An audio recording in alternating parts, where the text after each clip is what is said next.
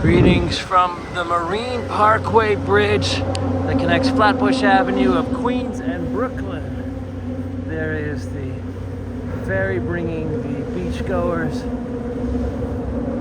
back to the other side of New York City. But what we have here, this is Glass Bottle Beach.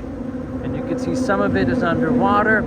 New York City built up this area in the 1940s and the 1950s, leaving glass and all the refuse, sort of the same way Venice, Italy is built up.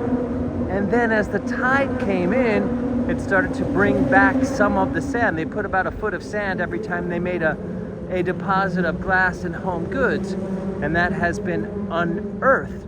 So people are roaming the beach and finding glass from about 75 years ago, all different colors. And then inside of there, that would be Dead Horse Bay, also with some New York City history where the horses were brought after they were no longer able